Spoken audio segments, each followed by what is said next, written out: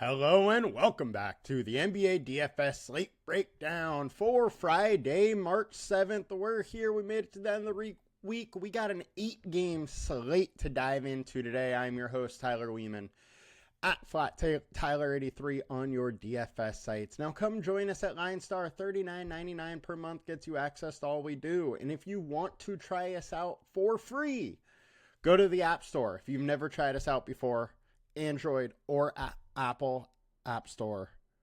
A little bit of a tongue twister there. We have a 7-day free trial available. Now, come try us out, and let's dig into this slate. Starting with point guard position. And we got Keon Ellis, 33% owned. Once again, there is no Malik Monk and no Domantas Sabonis. Ellis gets a big bump, 5,100. We have a 30-point projection. When he started, he's been right around 30. So it's no surprise to see him being high owned in this spot. I'm going to have some of him. Like I said last time when he was at 4,800, a little concerned about the upside being there, but he is a guy that can get a lot of steals, blocks, whatnot. If he gets those, the upside's there. I'm fine rostering him. I'm going to have some. Next, we got James Harden, 9,500, 28% owned. One thing is Kawhi Leonard is going to be back now. So the 60-point upside may not be there, but he can very much get there into the 50s. The other thing is on the other side, there is no Jalen Brunson, or likely to be no Jalen Brunson. I don't think we've heard official word yet, but I would say it's doubtful that he's playing. Anyways, Harden's fine. I'm going to have some of him. I do think he may be going slightly over-owned here, but I'll get some. Manuel Quickly, 7,400, 19% owned. I think that price is fine. That ownership is fine. I'll probably end up being around there. There's no RJ Barrett, no Jacob Poeltl. Boucher is doubtful. It's no Grady Dick, no Mogbo. There's a lot of guys missing on this Toronto's team, so there could be some more minutes for him today, which is a little bit interesting versus that tanking Jazz team.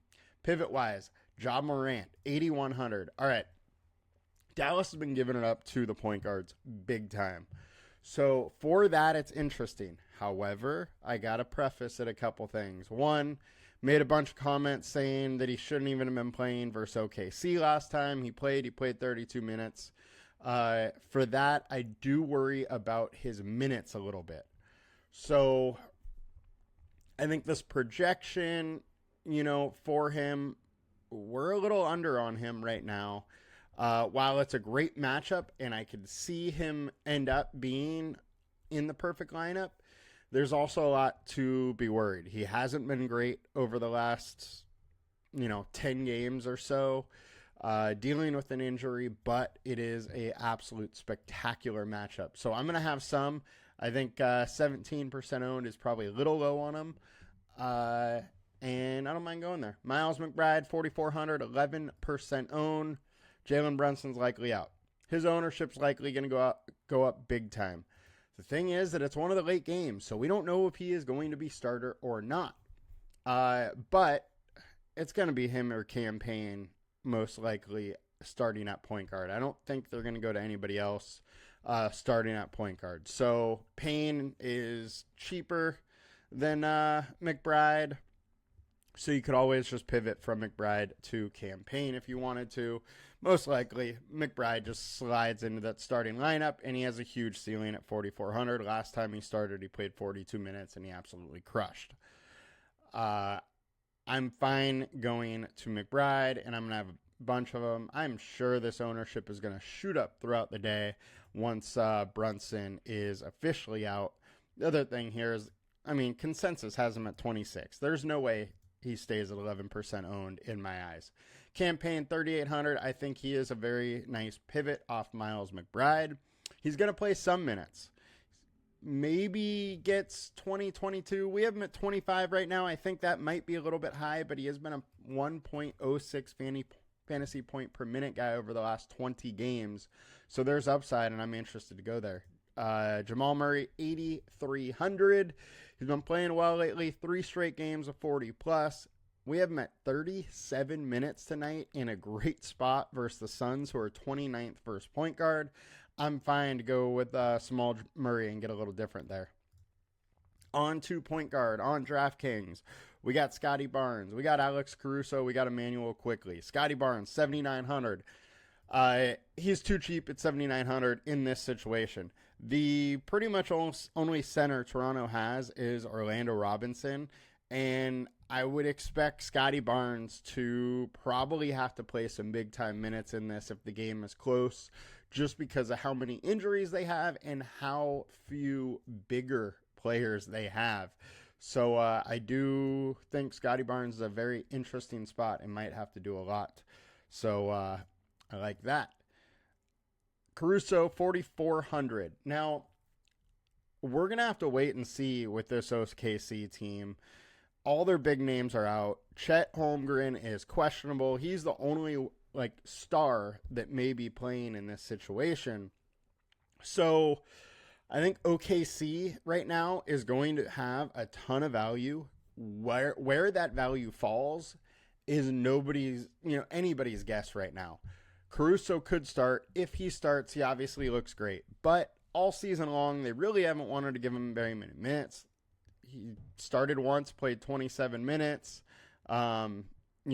Very few games where he's got many minutes at all the entire season. So I worry how much they'll give him. If they're going to go out and give him 32, obviously he looks absolutely great. But most likely I think he's in that 22 to 26 minute range, and he's good but not great value. I'm going to have OKC players, but this could really change which ones I'm playing throughout the day as we get a different roulette of starters coming in. Quickly, 6,600. I'm fine going there. Talked about them already. And let's get over to the shooting guard spot on FanDuel. Aaron Wiggins, Isaiah Joe. I think Wiggins is the safest bet for this OKC team. Last time he, started a few games, he had a couple pretty big games, and I think he is the most likely to really go nuts if, with all the guys out for OKC. So definitely interested in that spot. Isaiah Joe, 3,900. He's too cheap. He's probably going to start. He's probably going to play a decent amount of minutes. 3,900 just too cheap for him. He's in a decent spot. Keon Ellis we covered. Pivot-wise, we covered both those guys. It's looks like it's going to be a chalky night in DFS land today. Klay Thompson, 5,500, 29% owned on DraftKings. I personally am not going to have much Klay. He did go off last time. His usage was really high. He shot the ball 27 times, which is just wild. I just do not see that continuing to happen. However, with everybody out, there is that chance. Dallas has 9 guys tonight, but 2 are questionable. So there is a very real chance that once again, they're only playing with 8, which means everybody's going to have to play some decent minutes. And obviously, Klay becomes interesting. Jacoby Walter, 3,700, slides into that starting lineup likely. Probably plays some big minutes versus this Utah team. I'm absolutely fine going there. And small forward on FanDuel. Aaron Wiggins, we covered. Scotty Barnes, 7,900 over here on FanDuel. I am still interested. I'm probably going to have a lot. Alex Caruso, we covered. Pivot-wise, DeMar, we're going back to DeMar. He put up 47, played 42 minutes.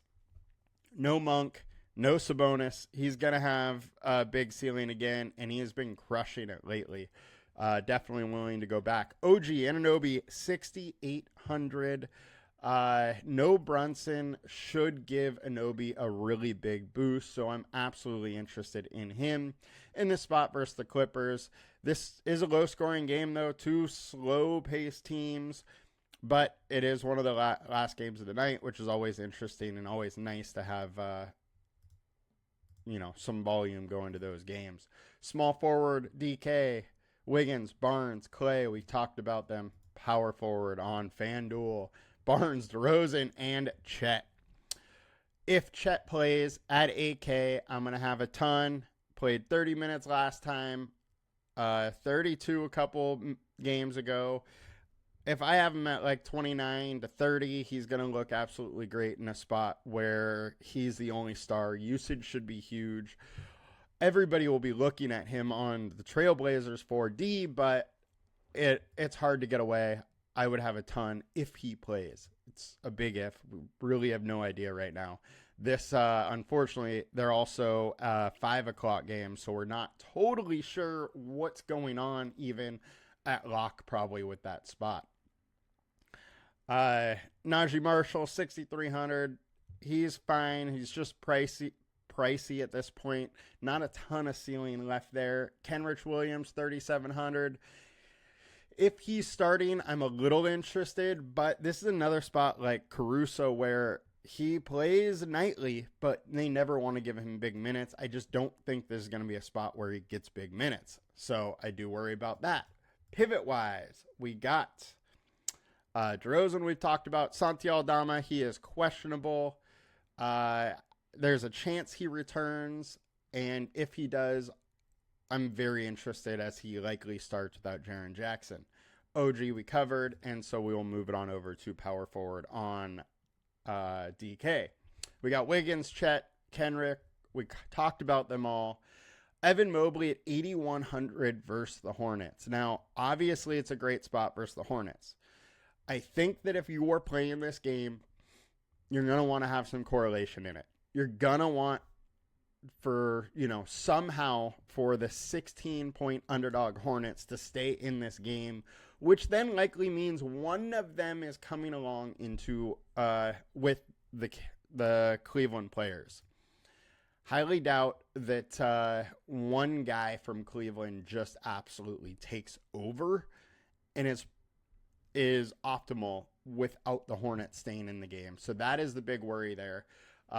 Mobley looks outstanding if he can play, his normal allotment of minutes. Same with all the starters on Cleveland. That is just the issue we have tonight. I don't mind taking some stabs on that game, but it's going to be the situation where Charlotte's got to stay in it, and there's not a lot to like on Charlotte tonight. And getting over to center on FanDuel, we got Orlando Robinson, 4K. I think he's going to have to play 30 minutes in this game.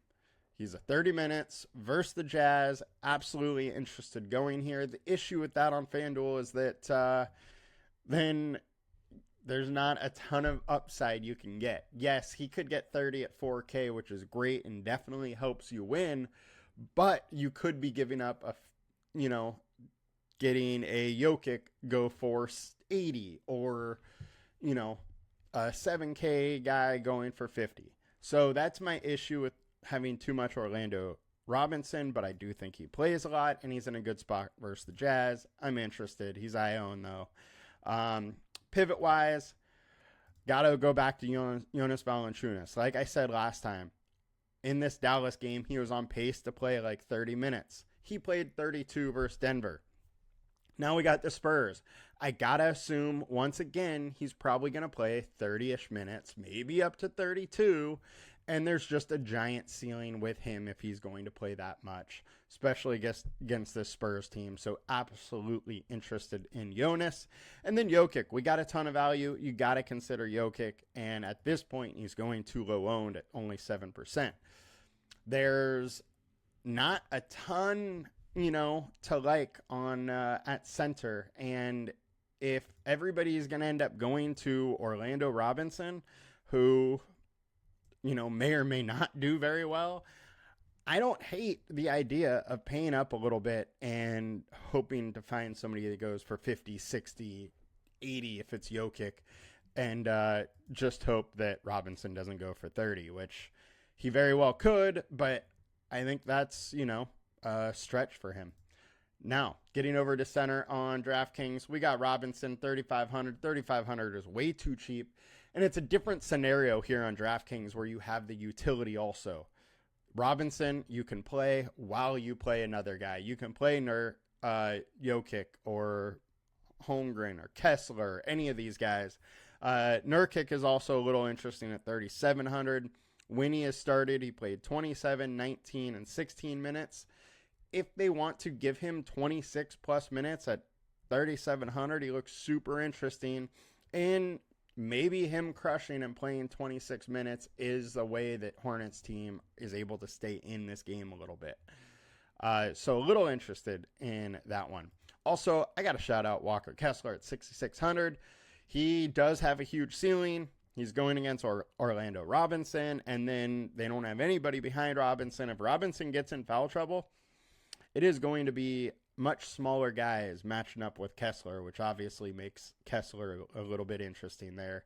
That'll do it for us today, guys. I hope you guys have a good one. We got a wild slate here, a ton of different news that will come out.